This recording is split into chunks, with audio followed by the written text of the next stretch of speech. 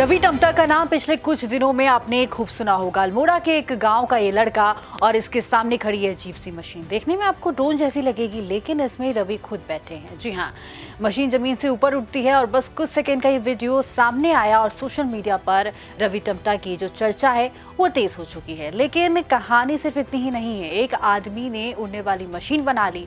कहानी ये है कि जिस काम के लिए आमतौर पर बड़ी बड़ी कंपनियां, इंजीनियरों की टीम और बहुत पैसा चाहिए होता है, उसके पीछे एक छोटे से पहाड़ी गांव का एक आदमी लगा हुआ था।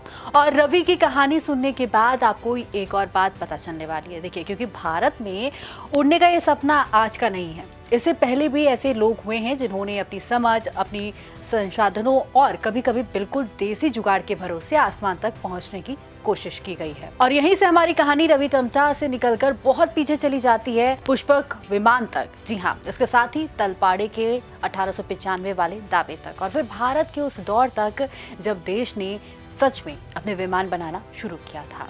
तो पहले समझते हैं कि आखिर रवि टमटा ने क्या बनाया है और इस छोटी सी उड़ान को इतना बड़ा क्यों माना जा रहा है।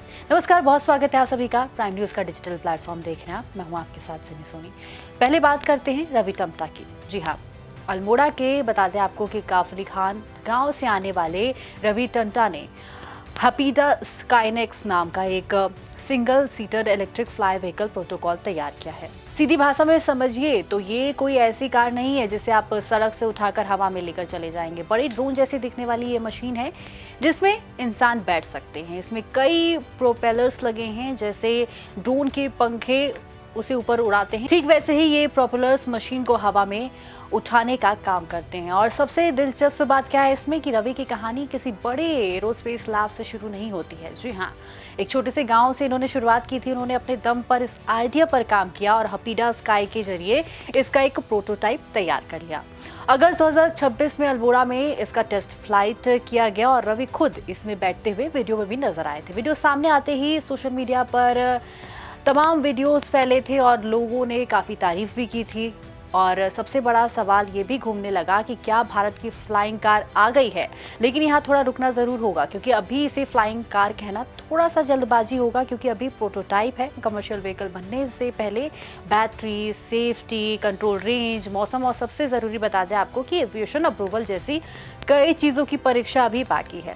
लेकिन फिर भी ये काम इतना ज़रूरी क्यों है भारत के लिए? क्योंकि बता दें आपको कि सिर्फ भारत के लिए नहीं, उन्होंने उत्तराखंड के अल्मोड़ा में बनाया है इसे। पहाड़ों में 40 किलोमीटर की दूरी कई बार सड़कों से तय करने में करीब 1.5 घंटा लग जाता है। अगर भविष्य में ऐसी टेक्नोलॉजी सुरक्षित और भरोसेमंद बनती है तो यही दूरी हवा के रास्ते काफ़ी कम समय में तय हो सकती है। यानी कि पहाड़ों के लिए ऐसी टेक्नोलॉजी सिर्फ स्टाइल की चीज़ नहीं, बल्कि कनेक्टिविटी का एक नया रास्ता भी बन सकती है। और वहीं आपको ये भी बता दें कि कहानी सिर्फ रवि टमटा की नहीं है। भारत में उड़ने वाली गाड़ी या फिर छोटी फ्लाइंग मशीन का सपना नया नहीं है। कुछ साल पहले की अगर बात करें तो AK विश्वनाथ की फ्लाइंग मारुति भी चर्चा में हुई थी। एक मारुति 800 को मॉडिफाई करके उसमें उड़ने वाली टेक्नोलॉजी लगाने का दावा किया गया था। इसे एरो इंडिया जैसे मंच पर भी दिखाया गया।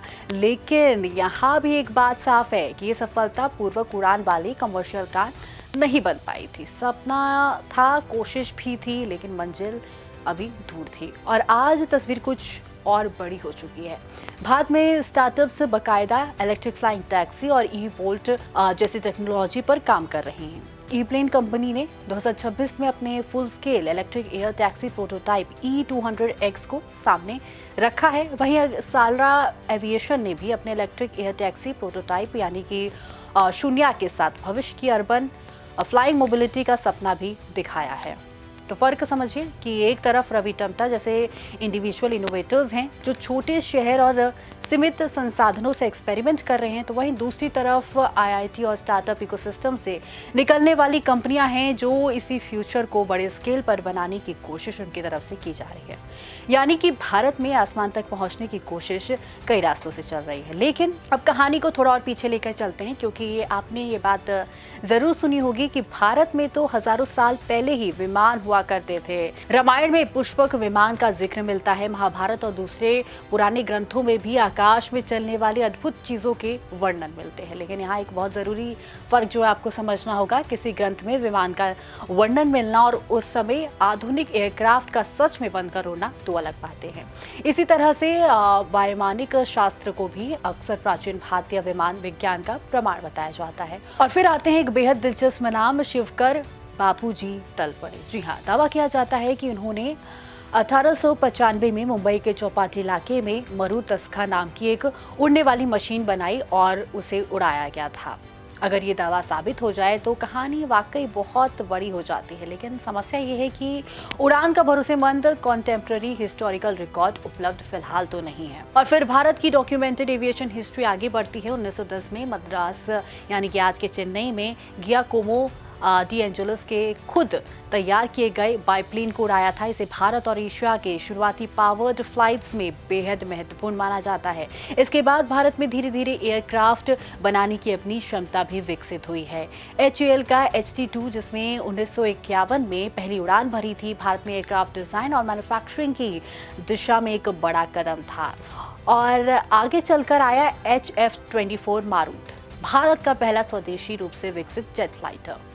तो कहानी को एक लाइन में समझिए कि एक तरफ हमारे पास पुष्पक विमान की पुरानी गाथाएं हैं, फिर तलपड़े जैसे लोगों से जुड़ी रोमांचक लेकिन विवादित कहानियां, उसके बाद डॉक्यूमेंटेड एविएशन हिस्ट्री, फिर HAL जैसे संस्थानों के एयरक्राफ्ट और आज रवि टम्टा, ई-प्लेन, सारला एविएशन जैसे लोग और कंपनियां इलेक्ट्रिक फ्लाइंग व्हीकल्स के साथ भविष्य की तरफ आगे बढ़ रही हैं। रवि टम्टा की उड़ान अभी मंजिल नहीं है, ये बस एक शुरुआत है और आगे सेफ्टी टेस्ट होंगे, अप्रूवल्स होंगे, टेक्नोलॉजी बेहतर होगी और तभी पता चलेगा कि ये मशीन सच में हमारे रोजमर्रा के सफर का हिस्सा बन पाएगी या फिर नहीं। लेकिन एक बात जरूर मान लीजिए कि अल्मोड़ा के एक गांव से निकला एक सपना आज देश भर में चर्चा का विषय बन चुका है और शायद इनोवेशन की असली खूबसूरती भी यही है।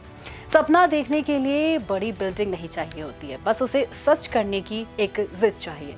अब सवाल आपसे है कि अगर ऐसी फ्लाइंग व्हीकल टेक्नोलॉजी आने वाले समय में पूरी तरह से सुरक्षित और सस्ती हो जाए तो क्या आप सड़क छोड़कर हवा में सफ़र करना पसंद करेंगे? कमेंट में ज़रूर बताइएगा। तो वहीं ऐसे तमाम बड़े अपडेट्स के लिए प्राइम न्यूज़ के डिजिटल प्लेटफॉर्म को ज़रूर फॉलो करिए। धन्यवाद।